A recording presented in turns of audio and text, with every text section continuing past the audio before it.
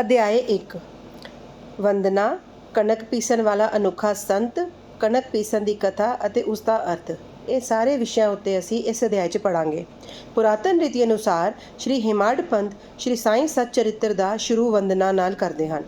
ਪਹਿਲਾਂ ਸ਼੍ਰੀ ਗਣੇਸ਼ ਨੂੰ ਸਸ਼ਟਾਂਗ ਪ੍ਰਣਾਮ ਕਰਦੇ ਹਨ, ਜਿਹੜੇ ਹਰ ਕੰਮ ਨੂੰ ਨਿਰਵਿਘਨ ਪੂਰਾ ਕਰਕੇ ਉਸ ਨੂੰ ਯਸ਼ਸਵੀ ਬਣਾਉਂਦੇ ਹਨ ਅਤੇ ਕਹਿੰਦੇ ਹਨ ਕਿ ਸ਼੍ਰੀ ਸਾਈਂ ਹੀ ਗਣਪਤੀ ਹਨ। ਫਿਰ ਭਗਵਤੀ ਸਰਸਵਤੀ ਨੂੰ, ਜਿਨ੍ਹਾਂ ਨੇ ਕਾਵ ਰਚਨਾ ਦੀ ਪ੍ਰੇਰਨਾ ਦਿੱਤੀ, ਅਤੇ ਕਹਿੰਦੇ ਹਨ ਕਿ ਸ਼੍ਰੀ ਸਾਈਂ ਭਗਵਤੀ ਤੋਂ ਵੱਖਰੇ ਨਹੀਂ ਹਨ, ਜਿਹੜੇ ਕਿ ਆਪ ਹੀ ਆਪਣਾ ਜੀਵਨ ਸੰਗੀਤ ਬਿਆਨ ਕਰ ਰਹੇ ਹਨ। ਫਿਰ ਬ੍ਰਹਮਾ, ਵਿਸ਼ਨੂੰ ਅਤੇ ਮਹੇਸ਼ ਨੂੰ, ਜਿਹੜੇ ਕ੍ਰਮਵਾਰ ਉਤਪੱਤੀ, ਸਥਿਤੀ ਅਤੇ ਨਾਸ਼ ਕਰਤਾ ਹਨ, ਅਤੇ ਕਹਿੰਦੇ ਹਨ ਕਿ ਸ਼੍ਰੀ ਸਾਈਂ ਅਤੇ ਉਹ ਅਭਿੰਨ ਹਨ। ਉਹ ਆਪ ਹੀ ਗੁਰੂ ਬਣ ਕੇ ਭਵ ਸਾਗਰ ਤੋਂ ਪਾਰ ਉਤਾਰ ਦੇਣਗੇ। ਫਿਰ ਆਪਣੇ ਕੁਲ ਦੇਵਤਾ ਸ਼੍ਰੀ ਨਾਰਾਇਣ ਆਦਿਨਾਥ ਦੀ ਵੰਦਨਾ ਕਰਦੇ ਹਨ, ਜਿਹੜੇ ਕੋਂਕਣ ਵਿੱਚ ਪ੍ਰਗਟ ਹੋਏ। ਕੋਂਕਣ ਉਹ ਧਰਤੀ ਹੈ ਜਿਸ ਨੂੰ ਸ਼੍ਰੀ ਪਰਸ਼ੂਰਾਮ ਜੀ ਨੇ ਸਮੁੰਦਰ ਵਿੱਚੋਂ ਕੱਢ ਕੇ ਸਥਾਪਿਤ ਕੀਤਾ ਸੀ। ਉਸ ਤੋਂ ਬਾਅਦ ਉਹ ਆਪਣੇ ਕੁਲ ਦੇ ਵਡੇਰਿਆਂ ਨੂੰ ਨਮਸਕਾਰ ਕਰਦੇ ਹਨ।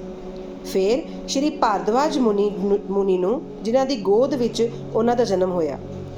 ਉਸ ਤੋਂ ਬਾਅਦ ਉਹਨਾਂ ਰਿਸ਼ੀਆਂ ਨੂੰ, ਜਿਵੇਂ ਯਾਗਵਲਕਿਆ, ਭ੍ਰਿਗੂ, ਪਰਾਸ਼ਰ, ਨਾਰਦ, ਵੇਦ ਵਿਆਸ, ਵਾਮਦੇਵ, ਜੈਮਿਨੀ, ਵੈਸ਼ੰਪਾਇਣ, ਨਵਯੋਗਿੰਦਰ ਆਦਿ, ਅਤੇ ਆਧੁਨਿਕ ਸੰਤ ਜਿਵੇਂ ਨਿਵਰਤੀ, ਗਿਆਨਦੇਵ, ਸੋਪਾਨ, ਮੁਕਤਾਬਾਈ, ਜਨਾਰਦਨ, ਏਕਨਾਥ, ਨਾਮਦੇਵ, ਤੁਕਾਰਾਮ, ਕਾਨਹਾ, ਨਰਹਰੀ ਆਦਿ ਨੂੰ ਨਮਸਕਾਰ ਕਰਦੇ ਹਨ।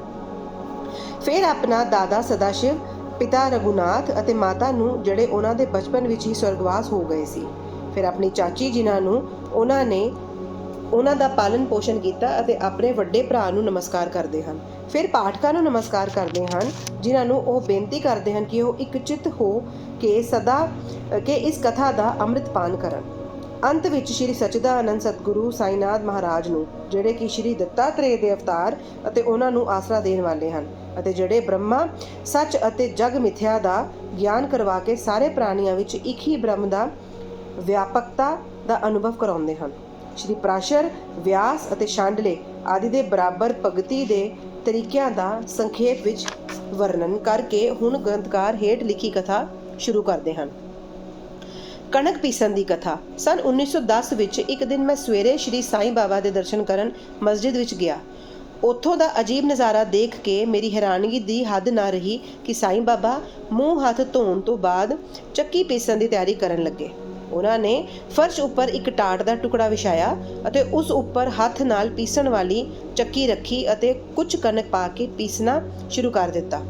ਮੈਂ ਸੋਚਣ ਲੱਗਾ ਕਿ ਬਾਬਾ ਦੇ ਚੱਕੀ ਪੀਸਣ ਦਾ ਕੀ ਲਾਭ ਹੈ।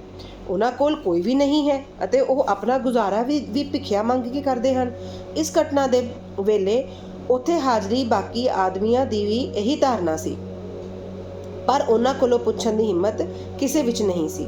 ਬਾਬਾ ਦੇ ਚੱਕੀ ਪੀਸਣ ਦੀ ਖਬਰ ਛੇਤੀ ਹੀ ਸਾਰੇ ਪਿੰਡ ਵਿੱਚ ਫੈਲ ਗਈ ਅਤੇ ਉਹਨਾਂ ਦੀ ਇਹ ਅਜੀਬ ਲੀਲਾ ਵੇਖਣ ਲਈ ਤੁਰੰਤ ਹੀ ਨਰ ਨਾਰੀਆਂ ਦੀ ਭੀੜ ਮਸਜਿਦ ਵੱਲ ਦੌੜ ਪਈ। ਉਹਨਾਂ ਵਿੱਚੋਂ 4 ਨਿਡਰ ਔਰਤਾਂ ਭੀੜ ਨੂੰ ਚੀਰਦੀਆਂ ਹੋਈਆਂ ਉੱਪਰ ਆਈਆਂ ਅਤੇ ਬਾਬਾ ਨੂੰ ਜ਼ਬਰਦਸਤੀ ਉੱਥੋਂ ਹਟਾ ਕੇ ਉਹਨਾਂ ਦੇ ਹੱਥੋਂ ਚੱਕੀ ਦਾ ਡੰਡਾ ਖੋਹ ਕੇ ਬਾਬਾ ਦੀਆਂ ਲੀਲਾਵਾਂ ਦਾ ਗੁਣਗਾਨ ਕਰਦੇ ਹੋਏ ਕਣਕ ਪੀਸਣੀ ਸ਼ੁਰੂ ਕਰ ਦਿੱਤੀ।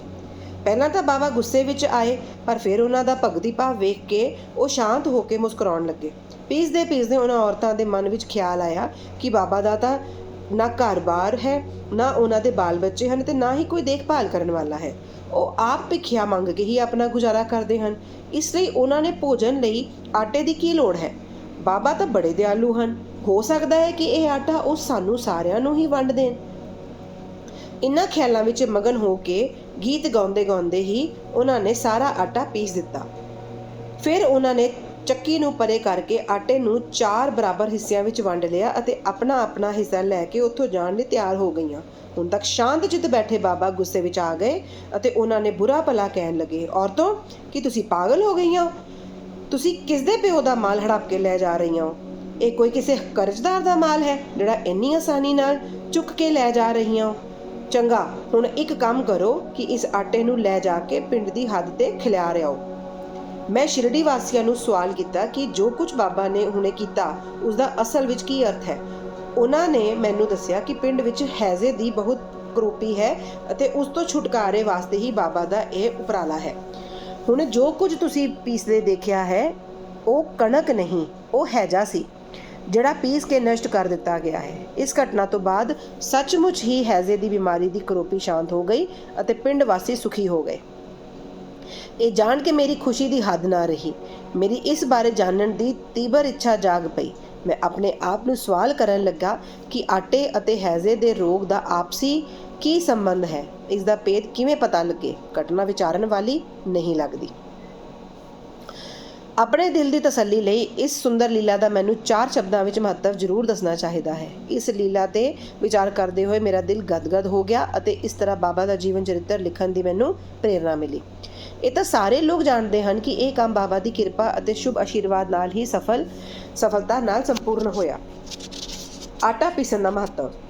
ਸ਼ਿਰਡੀ ਵਾਸੀਆਂ ਨੇ ਆਟਾ ਪੀਸਣ ਦੀ ਘਟਨਾ ਦਾ ਜਿਹੜਾ ਅਰਥ ਸਮਝਿਆ ਉਹ ਠੀਕ ਹੀ ਹੈ, ਪਰ ਉਸ ਤੋਂ ਇਲਾਵਾ ਮੇਰੇ ਵਿਚਾਰ ਵਿੱਚ ਕੋਈ ਹੋਰ ਵੀ ਅਰਥ ਹੈ।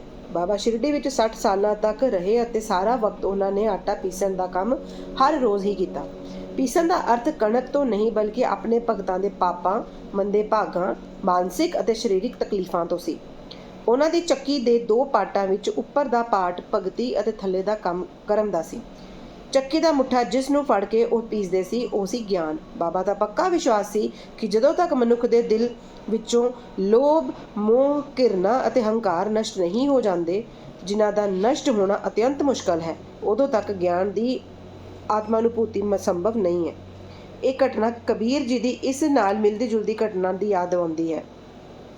ਕਬੀਰ ਜੀ ਇੱਕ ਔਰਤ ਨੂੰ ਅਨਾਜ ਪੀਸਦੇ ਵੇਖ ਕੇ ਆਪਣੇ ਗੁਰੂ ਨਿਪਟ ਨਿਰੰਜਨ ਨੂੰ ਕਹਿਣ ਲੱਗੇ ਕਿ ਮੈਂ ਇਸ ਲਈ ਰੋ ਰਿਹਾ ਹਾਂ ਕਿ ਜਿਸ ਤਰ੍ਹਾਂ ਅਨਾਜ ਚੱਕੀ ਵਿੱਚ ਪੀਸਿਆ ਜਾਂਦਾ ਹੈ, ਉਸ ਤਰ੍ਹਾਂ ਮੈਂ ਵੀ ਭਵਸਾਗਰ ਰੂਪੀ ਚੱਕੀ ਵਿੱਚ ਪੀਸੇ ਜਾਣ ਦੀ ਤਕਲੀਫ ਮਹਿਸੂਸ ਕਰ ਰਿਹਾ ਹਾਂ।